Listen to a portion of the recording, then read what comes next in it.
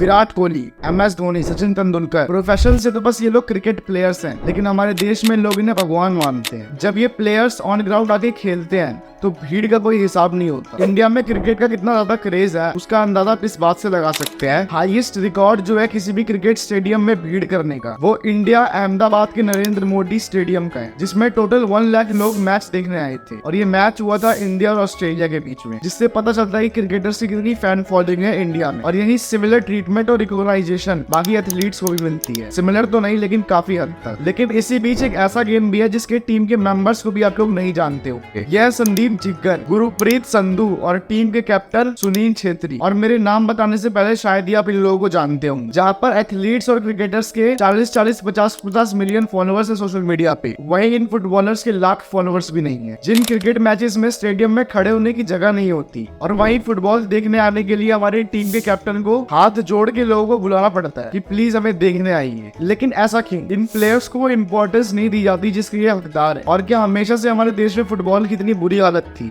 जी नहीं। तो जानते हैं आज की वीडियो में why football is so unpopular and underrated in India.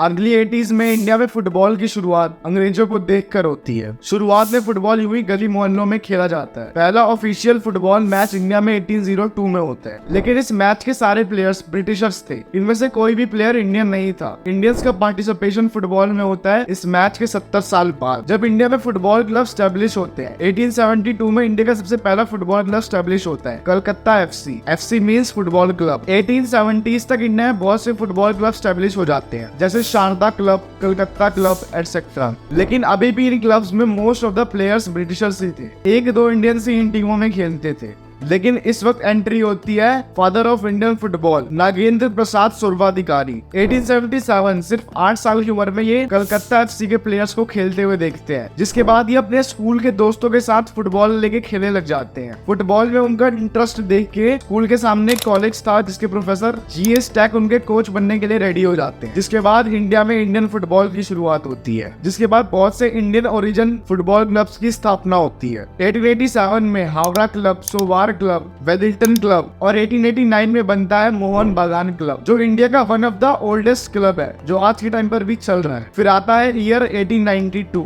जिसके बाद इंडिया फुटबॉल में ट्रेड्स कप जीतती है, और ये कप ब्रिटिशर्स का था। ये मूवमेंट इंडियन फुटबॉल हिस्ट्री में एक बहुत बड़ा रेवोल्यूशन साबित होता है। इसी जीत के बाद फुटबॉल को इंडिया में पॉपुलैरिटी मिलती है। धीरे धीरे इंडिया में फुटबॉल का क्रेज बहुत ज्यादा बढ़ गया था। गली मोहल्ले के बच्चे तक अब ये फुटबॉल खेलते थे। लेकिन इस टाइम पे फुटबॉल की कोई भी गवर्निंग बॉडी नहीं थी। जैसे क्रिकेट को मैनेज करने के लिए, प्लेयर्स को छांटने के लिए BCCI अभी है, लेकिन उस टाइम पर फुटबॉल को मैनेज करने के लिए ऐसा कोई सिस्टम नहीं था। और इसी को मैनेज करने के लिए 1893 में इंडियन फुटबॉल एसोसिएशन IFA की स्थापना होती है। लेकिन अभी भी इस गेम में ब्रिटिशर्स कहीं ना कहीं हमसे ऊपर दिख रहे हैं। भले हम गेम में डेवलप हो चुके थे, लेकिन अभी भी उनकी वैल्यू और पावर हमसे बहुत ज्यादा थी गेम में। लेकिन 1911 में एक और रेवोल्यूशनरी फुटबॉल मैच होता है, जिसमें ब्रिटिश फुटबॉल क्लब और इंडियन फुटबॉल क्लब मोहन बागान साथ में खेलते हैं, और इसमें मोहन बागान जीत जाता है। जिसके बाद मोहन बागान क्लब को इंडिया का नेशनल क्लब भी साबित कर दिया जाता है। इसी मैच के बाद इंडियंस की डोमिनेंस बढ़ जाती है फुटबॉल में। और इसी के बाद 1924 में इंडिया का पहला फॉरेन टूर्नामेंट भी होता है श्रीलंका के साथ। उसके बाद ऑल इंडिया फुटबॉल फेडरेशन की भी स्थापना होती है। इसके बाद हमारी टीम ऑस्ट्रेलिया में भी खेलने जाती है। जिसके बाद 1938 में इंडिया डुरांड कप भी जीतता है, और इसी टाइम के बाद शुरू होता है golden period of Indian football. इसकी शुरुआत होती है 1948 लंदन ओलंपिक्स में, जब इंडिया और फ्रांस का मैच होता है। भले इंडिया इसमें हार जाती है, बट ओवरऑल हमारी परफॉर्मेंस बहुत अच्छी होती है इस गेम में। और हाँ, यहाँ पर एक पॉइंट ये भी था हमारे हारने का कि उस वक्त हमारी पूरी टीम बिना जूतों के खेल रही थी,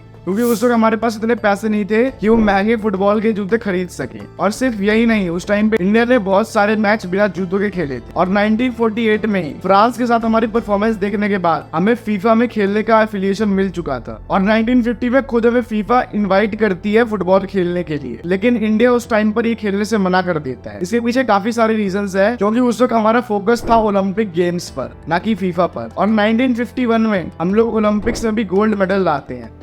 1959 में मेलबर्न ओलंपिक्स में भी हमारी 4th पोजीशन आती है। अगेन 1962 में हम लोग एक और ओलंपिक गोल्ड मेडल जीतते हैं फुटबॉल में। इस टाइम पर फुटबॉल इंडिया में अपनी चरम सीमा पर था। बट 1962 फुटबॉल के अच्छे दिनों का ये लास्ट साल था, क्योंकि इसके बाद ना हम कोई मेडल जीतते हैं, ना ही किसी टूर्नामेंट में सिलेक्ट होते हैं। लेकिन ऐसा क्या होता है कि 1962 के बाद फुटबॉल में हमारी इतनी बुरी हालत हो जाती है। इसके बहुत सारे रीजंस थे। पहला ही death of coach Shahid Abdul Karim. ये कोई छोटे मोटे कोच नहीं थे। अभी तक जितने भी मेडल्स इंडिया ने जीते थे फुटबॉल में, सब इन्हीं के अंडर जीते थे। और दूसरा की जो ओल्ड लेजेंड प्लेयर्स थे वो भी इस गेम से रिटायर हो चुके थे।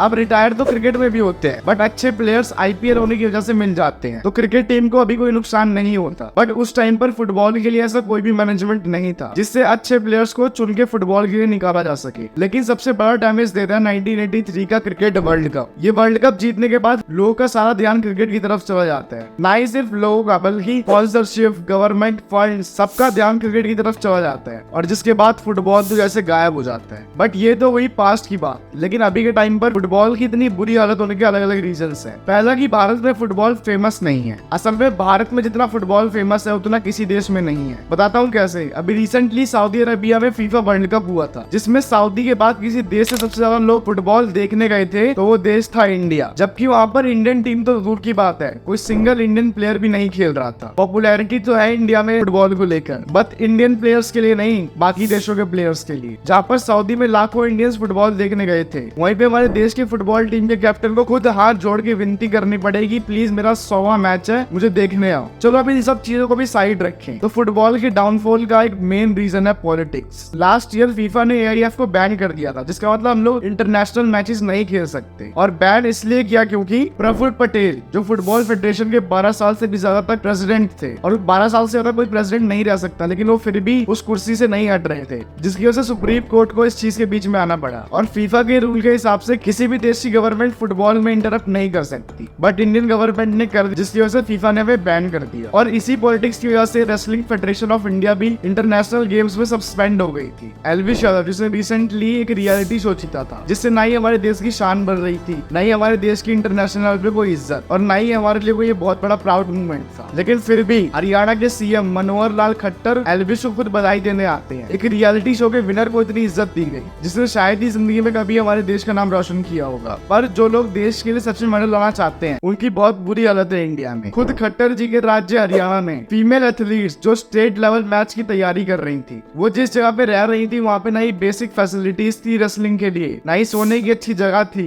और यहाँ तक कि बाथरूम और टॉयलेट्स पे एक छत तक नहीं थी। और ऐसे सिमिलर केसेस आपको बहुत से एथलीट्स के साथ देखने को मिल जाए। So now you know the condition of Indian football and Indian athletes. Last में बस मैं यही कहना चाहूंगा कि जितना प्यार आप लोग मेसी और रोनाल्डो को दिखाते हैं, उतना ही प्यार हमारे इंडियन फुटबॉलर्स और एथलीट्स को दिखाइए। वीडियो पसंद है तो लाइक कर सकते हैं और चैनल को सब्सक्राइब भी। मिलते हैं अगली वीडियो में, जब तक के लिए जय हिंद।